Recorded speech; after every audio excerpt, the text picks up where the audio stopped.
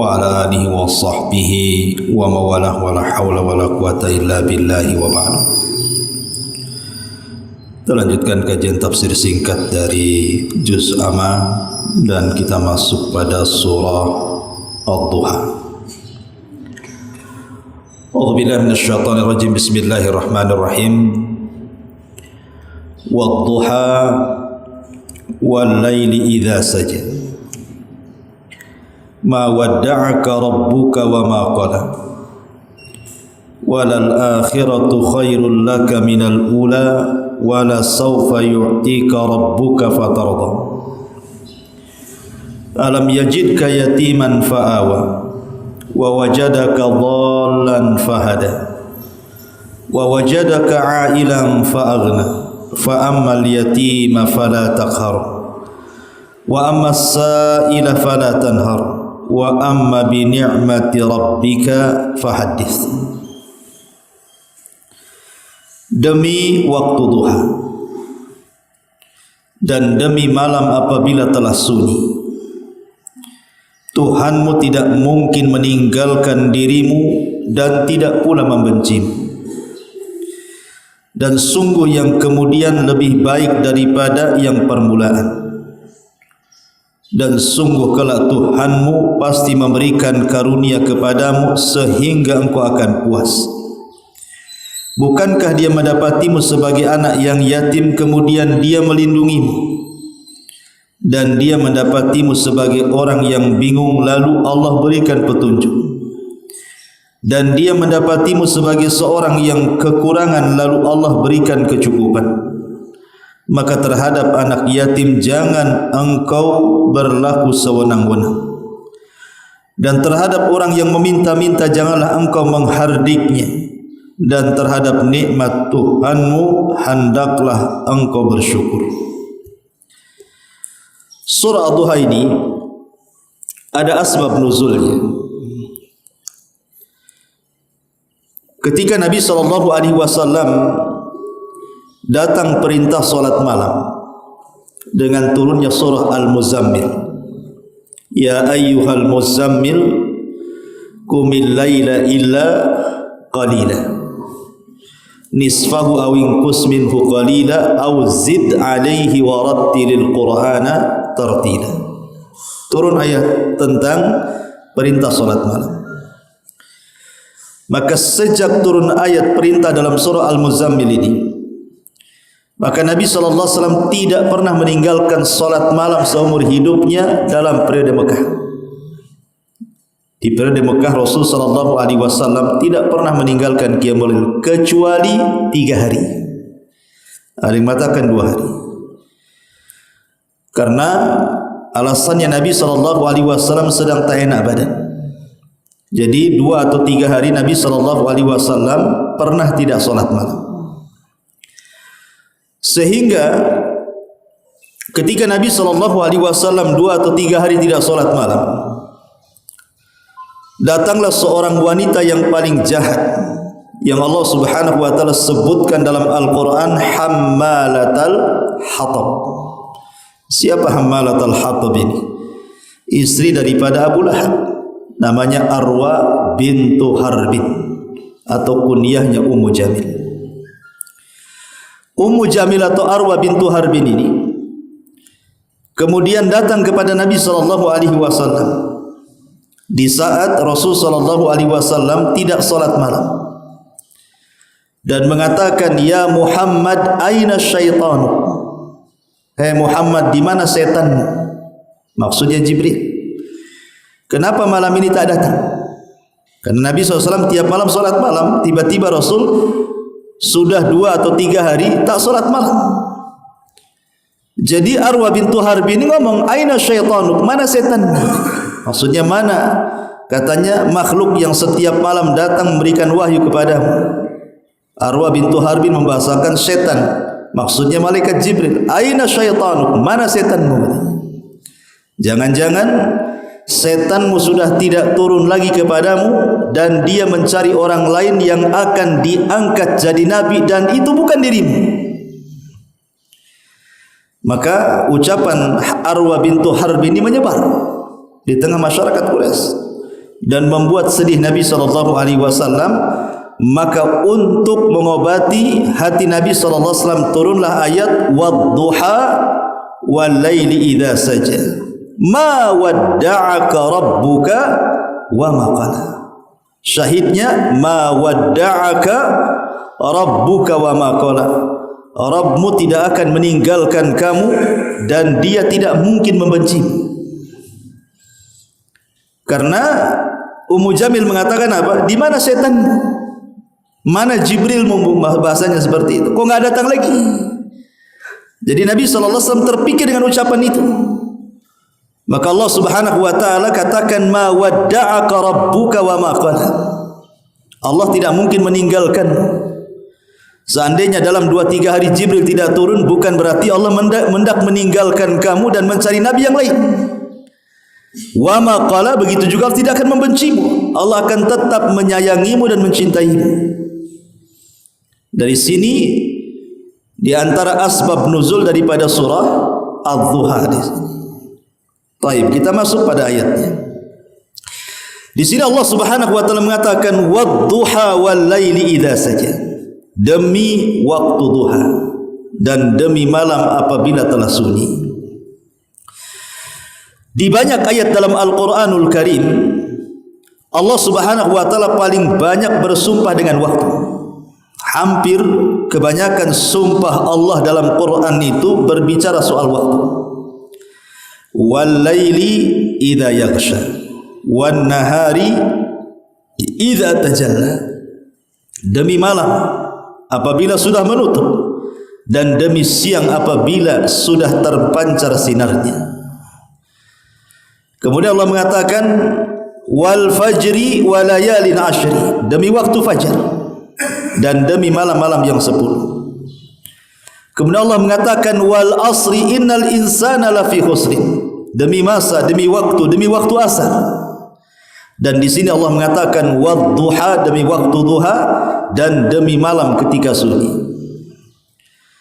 Sering saya ulang-ulang kalau kita belajar tafsir, Allah Subhanahu wa taala tidak mungkin menjadikan sumpah dari makhluknya kecuali makhluk itu memiliki keistimewaan di hadapan Allah.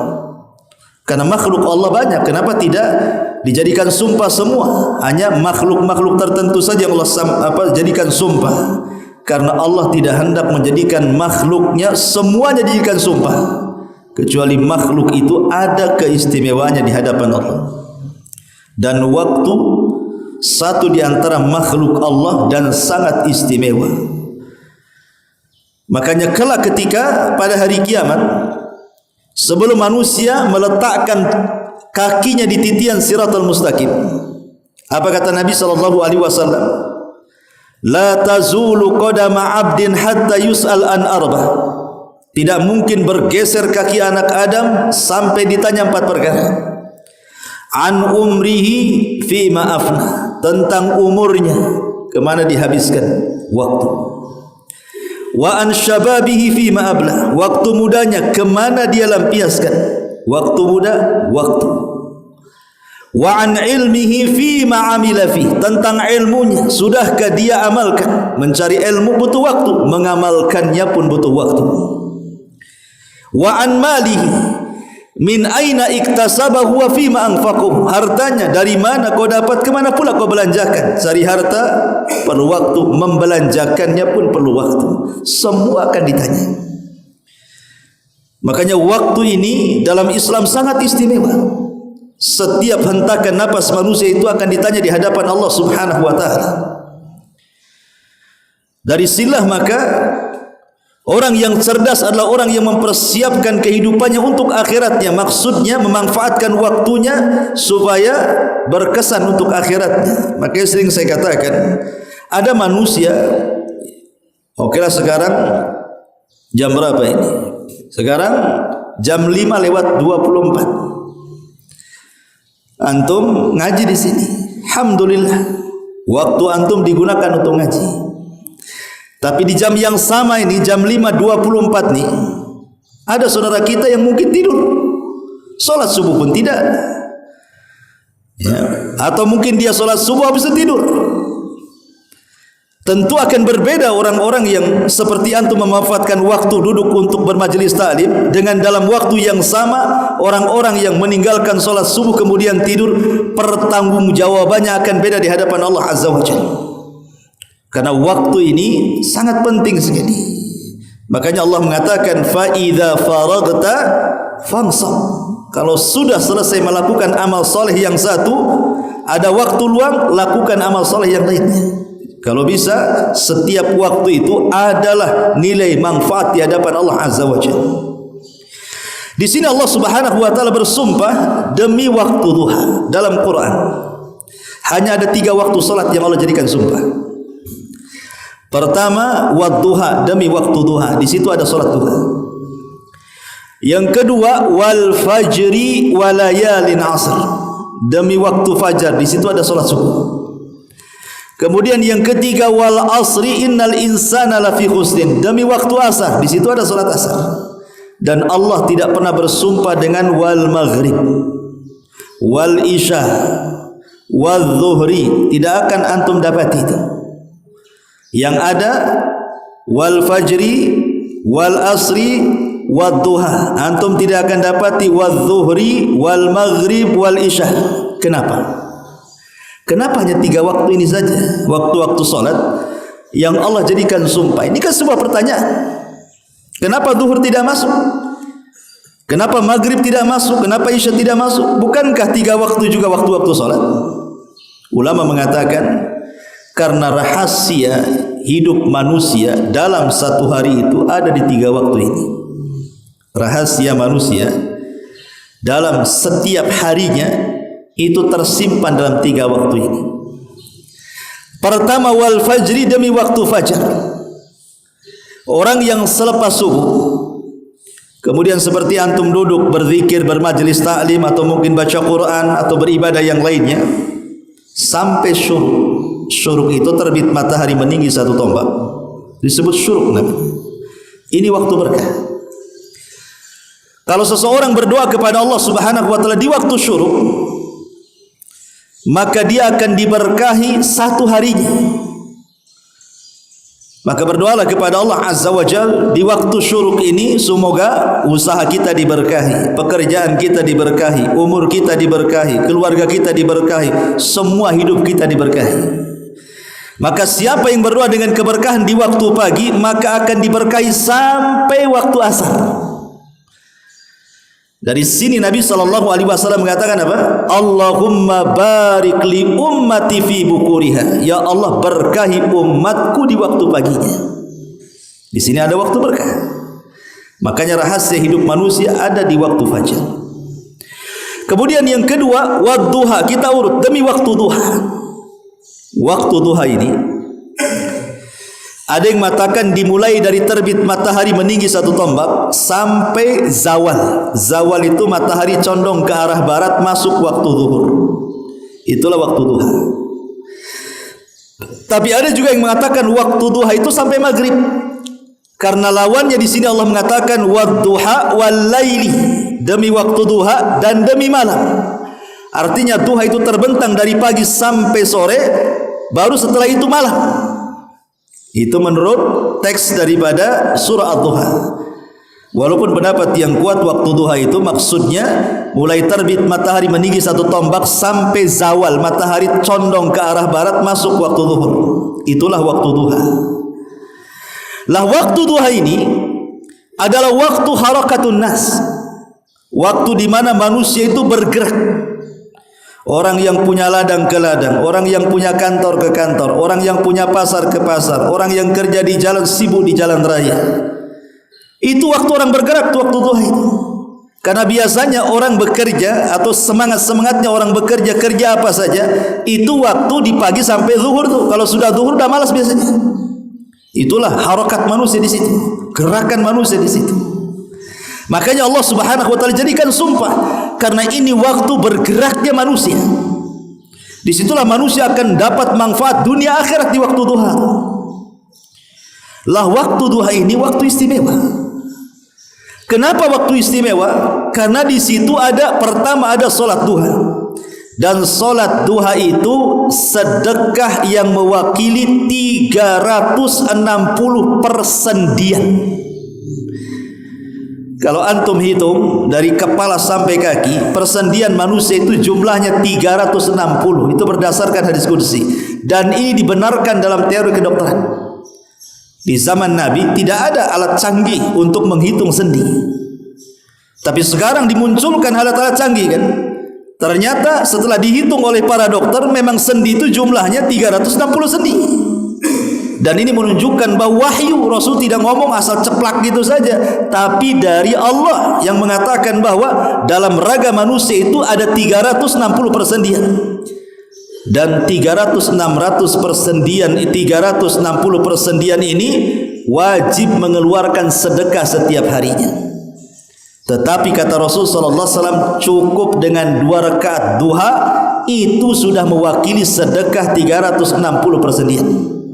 Ini yang pertama. Yang kedua, salat duha itu disebut salatul awabin. Salatul awabin itu maksudnya salatnya orang-orang yang bertobat. Jadi salat duha itu disebut oleh Rasul sebagai salatul awabin, salatnya orang-orang yang kembali kepada Allah, orang-orang yang bertobat kepada Allah. Kenapa? Anda perhatikan, waktu duha itu adalah waktu di mana manusia disibukkan dengan dunia. Syaghalatna amwaluna wa ahluna. Kami disibukkan dengan harta-harta kami. Orang mencari dunia itu dimulai waktu duha. Makanya saya katakan dari awal tadi, orang yang punya ladang ke ladang, orang yang punya kantor ke kantor, orang yang punya sawah ke sawah, orang yang punya pasar ke pasar, orang yang kerja bangunan dia ke bangunan, dan begitu seterusnya. Itu waktu bergerak manusia mencari dunia. Dan biasanya orang kalau sudah asik mencari dunia, lupa akhirat. Orang kalau sudah asik mencari dunia, pasti dilupakan akhirat. Kalaulah seandainya manusia sedang sibuk-sibuknya mengejar dunia, tiba-tiba antum keluar dari kesibukan dan antum melaksanakan duha, artinya antum keluar dari kesibukan manusia. Ketika manusia mengejar dunia, antum pula lari dari dunia menghadap Allah. Dan ini tidak bisa dilakukan kecuali orang-orang awabin, orang-orang yang betul-betul ingin kembali kepada Allah. Dia tinggalkan kesibukannya, dia menghadap kepada Allah Azza wa Jalla. Walaupun sesaat di tengah-tengah pekerjaan kita, kemudian kita sebentar saja 5 menit solat duha, itu solat awabin. Dan dalam kaidah, manusia yang bisa keluar di tengah-tengah kesibukan manusia mengejar dunia, dia mengejar akhirat, berarti orang ini orang pilihan. Karena tidak semua orang bisa melakukannya. Makanya orang-orang yang melaksanakan duha adalah orang-orang pilihan di tengah-tengah orang yang sedang mengejar dunia. Ini yang kedua. Yang ketiga, waktu duha, ikhwatu fiddin, muliakan Allah Subhanahu wa taala, waktu duha itu yang paling afdal adalah ketika anak unta berlarian, kepanasan kakinya. Artinya ketika matahari sudah terik memanaskan badan kita, ya jam 10, jam 11 itu afdal-afdalnya waktu duha. Ya.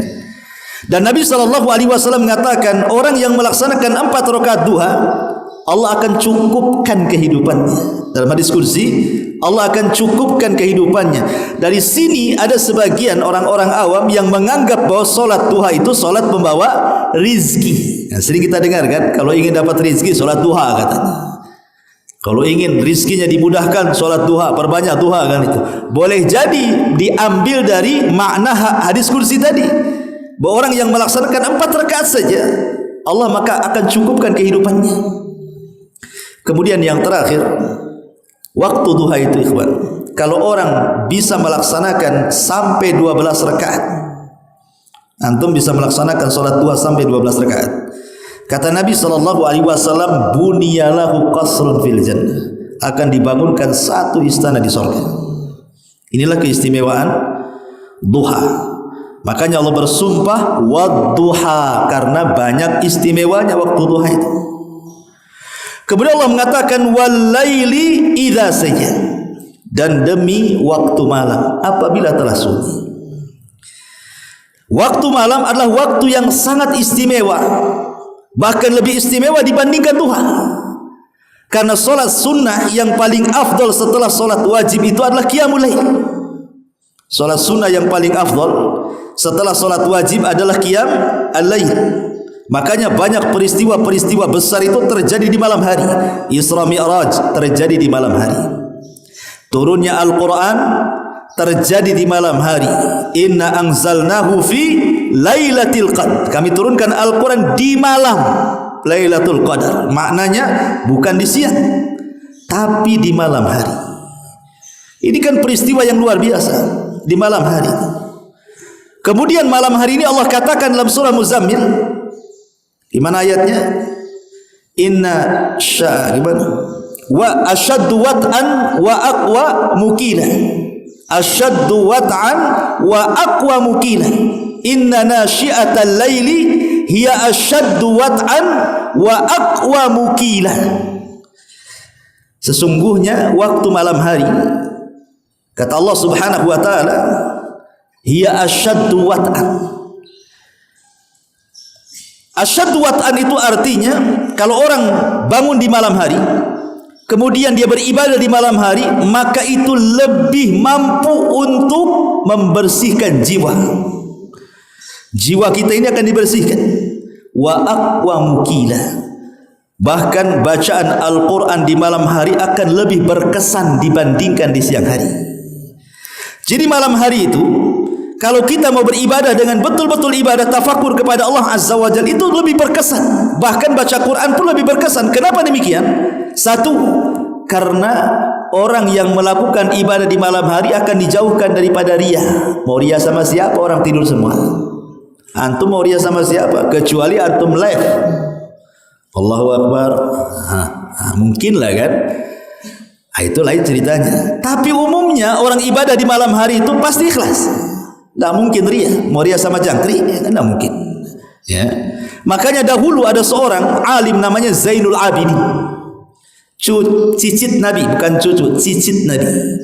Karena namanya Ali Ibn Husain Ibn Ali Ibn Abi Talib, atau disebut dengan Ali As-Sajjad karena ahli sujud sampai disebut Ali As-Sajjad. Julukannya Zainul Abidin, satu-satunya anak Husain yang selamat di Karbala. Anak Husain itu mati semua laki-lakinya di Karbala. Cuman satu yang selamat, namanya Ali Ibn Husain Ibn Ali Ibn Abi Talib, atau dikenal dengan Zainul Abidin.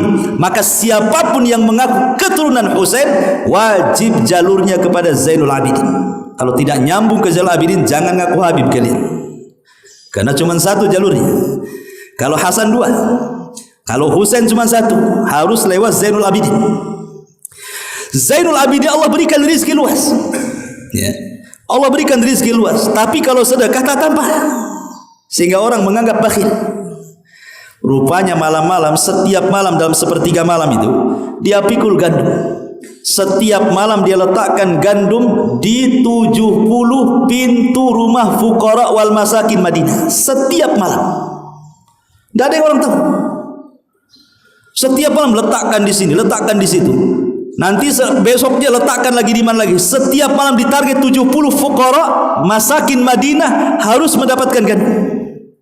Sehingga fuqara wal masakin di Madinah itu tidak pernah kelaparan.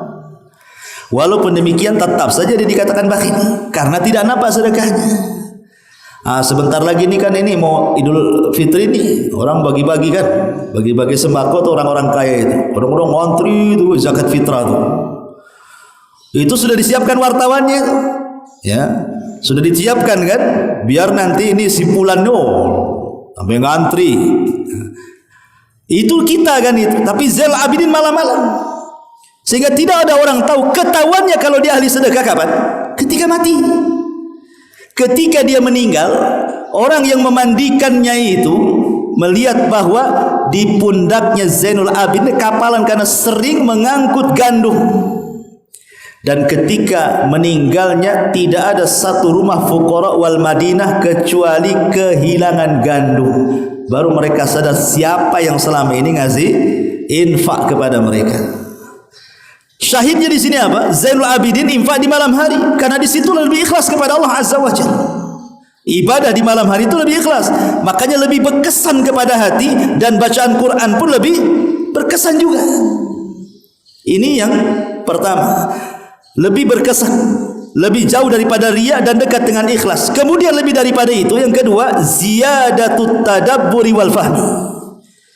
Orang kalau mengaji di malam hari atau menghafal Quran di malam hari, itu akan mudah untuk menghafal dan akan mudah untuk memahami kalau hendak memahami, karena tidak ada bising-bising di malam hari itu. Bisa fokus kita baca Quran. Kok di siang hari bising sana sini?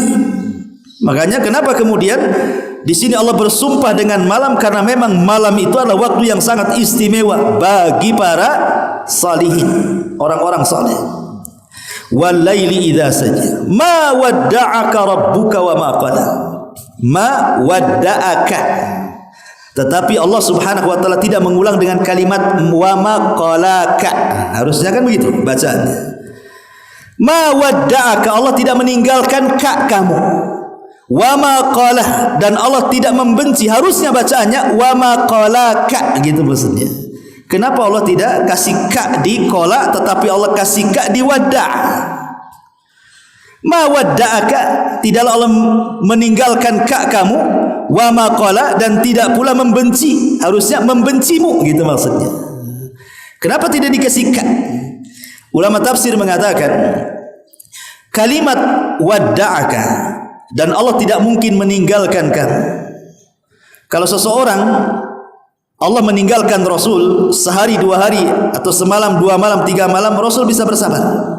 Kalau hanya ditinggalkan, karena tidak mungkin juga Allah meninggalkan. Tetapi kalau wa maqala, membenci, maka Rasul tidak mungkin sabar.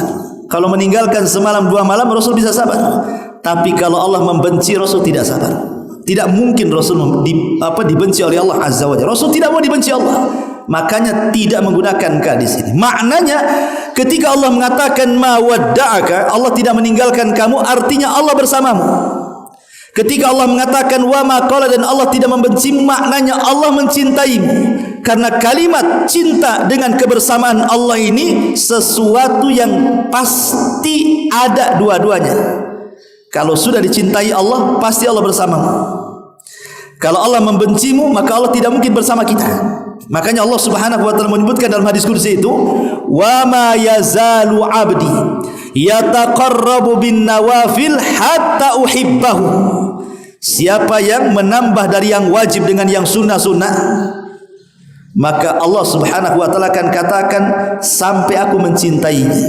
Jadi ketika kita bersama Allah nih dengan melaksanakan sunnah setelah yang wajib, maka konsekuensinya Allah pasti memberikan kecintaannya kepada kita. Maka di sini Allah ingin katakan kepada Nabi SAW, ma wadda'aka, tidak mungkin Allah meninggalkanmu wahai Muhammad. Maknanya Allah akan senantiasa bersamamu. Wa ma qala, dan tidak mungkin Allah membencimu. Maknanya Allah akan senantiasa mencintaimu. Jangan sedih, jangan hiraukan perkataan Ummu Jamil atau Arwa bintu Harbin yang mengatakan bahwa kenabian akan dipindahkan ke orang lain karena setanmu sudah tidak akan datang lagi kepadamu. Maka Allah katakan ma wadda'aka rabbuka wa ma qala. Karena Allah mengatakan walal akhiratu khairul laka minal ula. Walal akhiratu khairul laka minal ula, dan sungguh yang kemudian itu lebih baik daripada yang permulaan. Ada 2 penafsiran para ulama. Apa yang dimaksud yang kemudian? Apa yang dimaksud yang permulaan?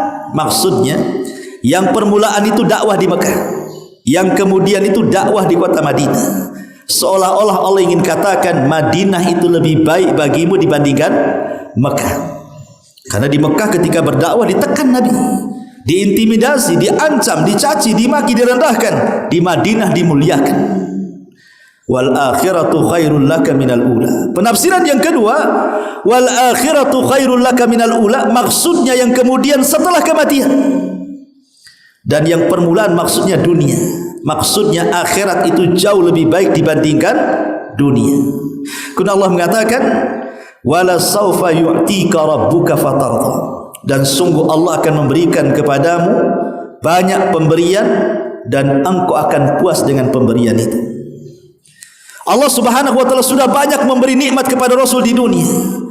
Allah puji Rasul dengan akhlaknya yang tinggi, wa innaka la'ala khuluqin azim. Ini pemberian Allah. Tidak ada satupun nabi yang dipuji akhlaknya melebihi pujian Allah kepada nabi. Yang kedua, Allah muliakan tanpa menyebut nama dalam Al-Quran. Kalau Allah memanggil para nabi pasti disebut namanya. Allah katakan, Ya Isa bin Maryam, Ya Musa, Ya Ibrahim. Allah sebut tuh panggilan namanya, tapi Allah tidak pernah menyebut dengan kata-kata Ya Muhammad dalam Al-Quran. Allah hanya menyebut Ya ayyuhan nabi, Ya ayyuhar rasul, Ya ayyuhal mudaththir, Ya ayyuhal muzammil. Ketika Allah tidak menyebut secara langsung namanya, menunjukkan Allah memuliakan nabi, dilebihkan daripada nabi yang lainnya. Ini yang kedua. Yang ketiga, Allah Subhanahu wa taala berikan para sahabat yang sangat-sangat membela nabi. Dan Allah banyak berikan kemudahan kepada dakwah nabi. Dan begitu seterusnya. Termasuk kemenangan dalam perang, termasuk kekhususan yang tidak diberikan kepada para nabi yang lainnya. Seperti apa? Allah tanamkan musuh-musuhnya rasa takut sejauh perjalanan 1 bulan. Jadi kalau Rasul bergerak nih bersama pasukan, musuh sudah ketakutan duluan tuh, belum perang sudah takut tuh. Dan ini kekhususan Nabi.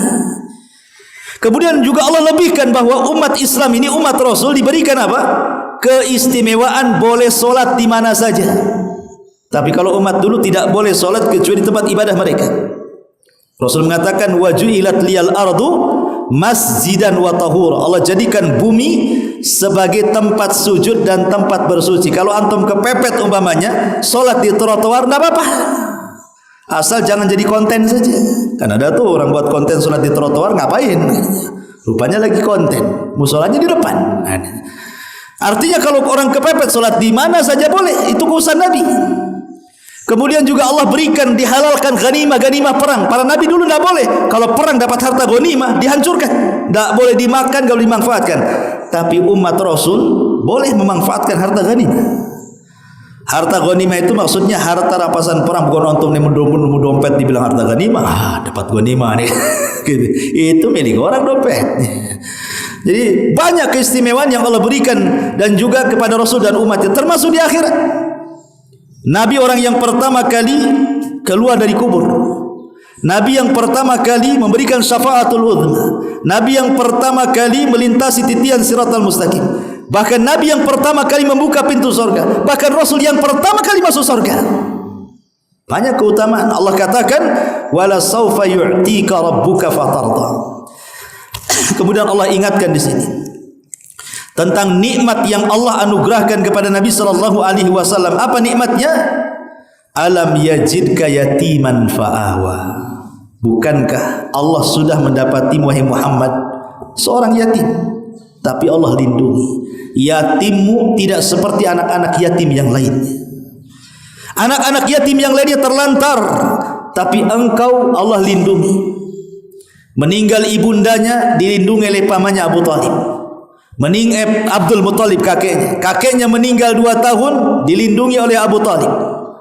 Kemudian setelah menikah mendapatkan perlindungan dari Khadijah dengan hartanya. Kemudian hijrah ke Madinah mendapatkan perlindungan dari orang-orang Ansar.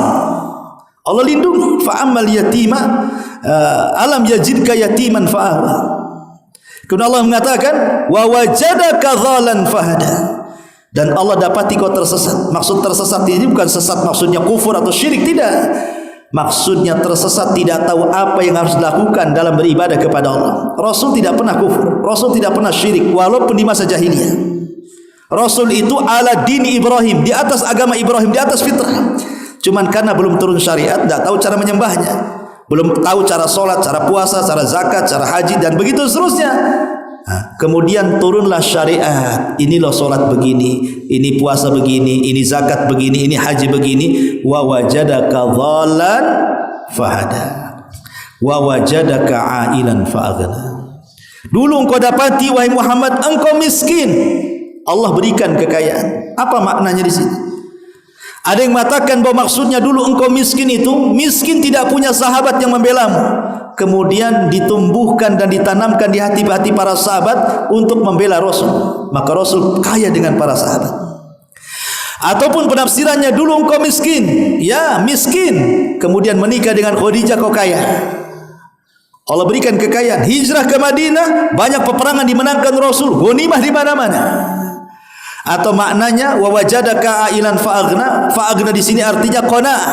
Mungkin kehidupanmu tidak seperti raja Persia, mungkin kehidupanmu tidak seperti raja Romawi atau raja Najasyi yang penuh dengan kemewahan, tetapi Allah berikan qanaah, kekayaan batin.